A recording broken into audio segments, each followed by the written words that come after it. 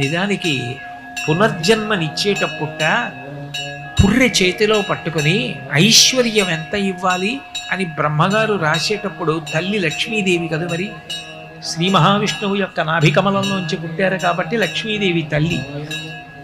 ఆవిడక్కడ పెద్ద ఆసనం మీద కూర్చుని ఉంటే ఆ పుర్రె పట్టుకుని పేరు చదువుతాట. అమ్మ, ఈ పుర్రె గత జన్మలో ఫలానా వారిది, ఈ జన్మలో మళ్ళీ దీన్ని పంపిస్తున్నాను, పుడుతోంది, దీనికి ఎంత ఐశ్వర్యం ఇమ్మంటావు అని అడుగుతాట. గత జన్మలో ఏం చేశాడు అని అడుగుతుందట అమ్మవారు. కబుర్లు చెప్పిన వాడికి కాదు అమ్మవారు ఇచ్చేది, ఇలా పెట్టినవాడు ఎవరున్నాడో వాణ్ణి చూస్తుందట అమ్మవారు. ఆవిడ పేరు చెప్పగానే ఆవిడ సర్వజ్ఞ, ఆవిడికి తెలియదు వాడా ఎంత చేశాడ్రా అని ఒక్కసారి కనుబొమ ఇలా పైకెత్తుతుందిట. నేను వాడికి ఇచ్చాను, వాడు సమాజానికి అంత పెట్టాడు,